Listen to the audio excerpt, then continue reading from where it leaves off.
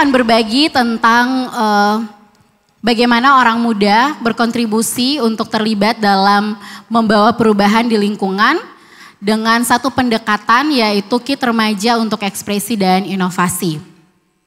Pendekatan ini adalah pendekatan di mana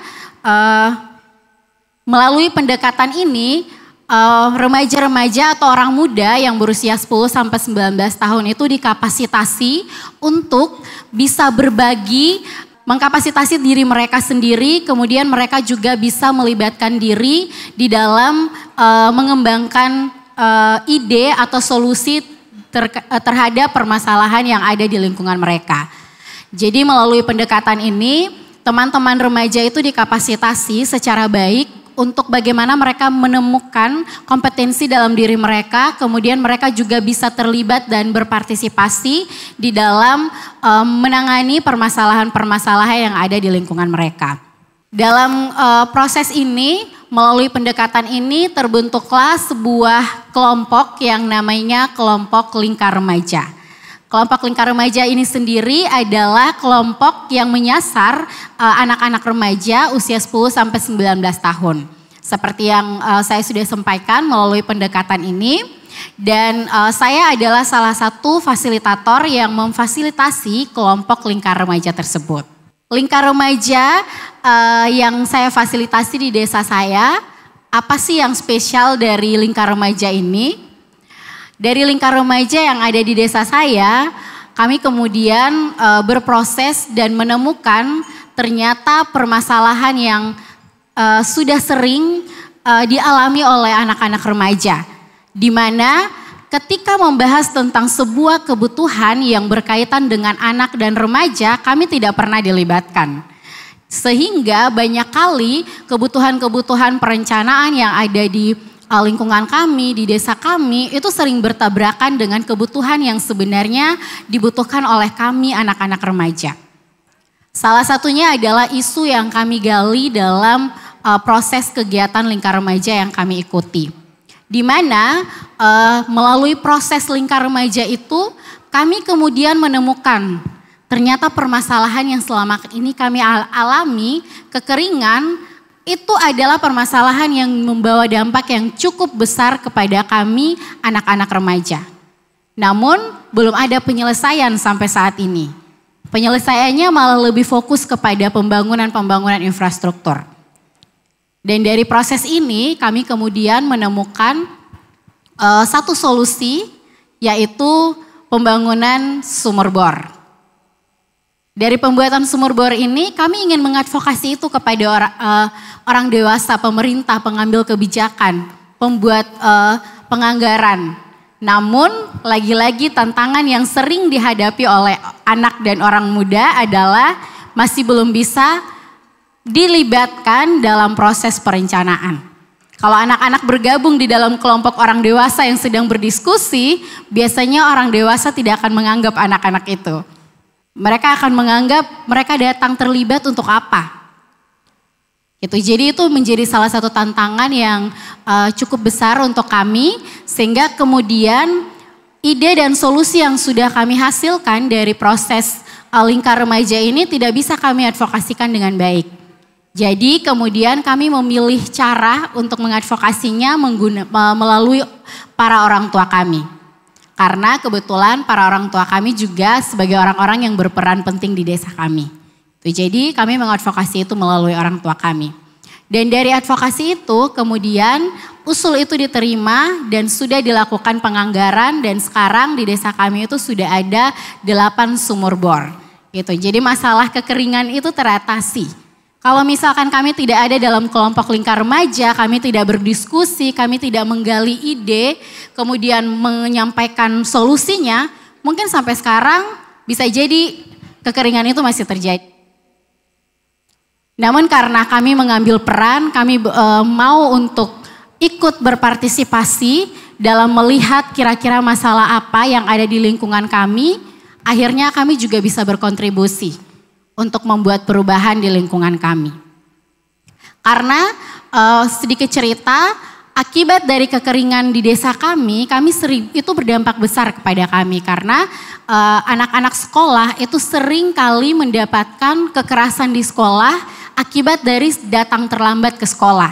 Hal sederhana Bapak Ibu. Dan itu ternyata ketika kami berdiskusi penyebabnya adalah sebagian besar anak-anak sebelum berangkat ke sekolah wajib mengambil air di mata air. Kemudian mempersiapkan diri baru berangkat ke sekolah. Dan itu sebabnya anak-anak sering terlambat dan sering mendapatkan hukuman. Nah, Bapak Ibu, dari proses ini akhirnya kami mengadvokasi dan kemudian terjadi penganggaran dana desa, kemudian juga sekarang sudah dibangun 8 sumur bor. Jadi masalah kekeringan itu teratasi. Tapi dari proses lingkar remaja ini tidak hanya masalah kekeringan yang teratasi, tapi juga mengubah pola pikir dari orang-orang dewasa yang ada di sekitar kami tentang pentingnya pelibatan anak dan remaja dalam perencanaan pembangunan. Jadi semakin kesini orang-orang semakin tahu kalau misalkan ada rapat di dusun, di desa, kemudian ada anak-anak yang terlibat, mereka sudah tahu. Karena anak-anak juga perlu hadir dan terlibat kemudian menyuarakan apa yang mereka punya, apa yang mereka tahu terkait dengan kebutuhan yang ingin mereka sampaikan. Bapak Ibu sekalian, itu adalah pengalaman di lingkar remaja di desa saya. Namun selain kegiatan lingkar remaja di desa saya yang mengadvokasi terkait dengan sumur bor, kami juga memfasilitasi teman-teman yang ada di Kabupaten Kupang dan juga yang ada di TTS terkait dengan penanganan anak tidak sekolah. Jadi kelompok lingkar remaja yang menyasar anak-anak tidak sekolah yang didata, kemudian teman-teman yang sudah didata itu dikapasitasi melalui kelompok lingkar remaja. Jadi melalui kegiatan lingkar remaja ini teman-teman dilatih kompetensinya. Selain dilatih, mereka juga diminta untuk mengidentifikasi. Jadi di dalam kelompok lingkar remaja itu tidak hanya anak-anak tidak sekolah, tapi berkolaborasi antara teman-teman yang sekolah dan juga yang tidak sekolah.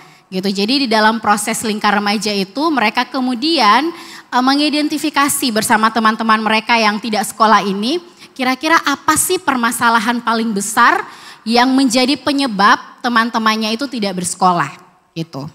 Jadi kalau biasa ditanya kenapa anak-anak tidak sekolah, biasanya alasannya malas karena sekarang biaya pendidikan itu lebih murah, apalagi untuk pendidikan dasar, pendidikan 12 tahun itu lebih murah. Namun ketika berproses di dalam kegiatan lingkar remaja, teman-teman ini kemudian menemukan banyak hal yang menjadi penyebab dari anak-anak atau teman-teman mereka itu tidak bersekolah.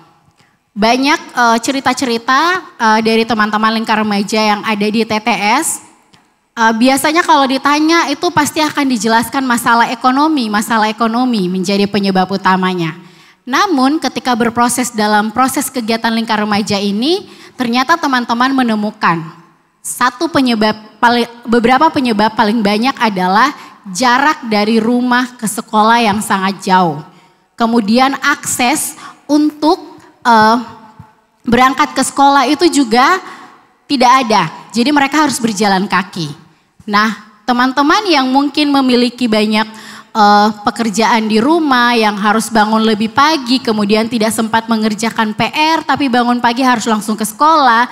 Banyak guru-guru yang tidak memperhatikan alasan ini, gitu. Jadi dalam proses lingkar remaja ini, kemudian teman-teman yang berproses dalam lingkar remaja ini kemudian menemukan solusi ini.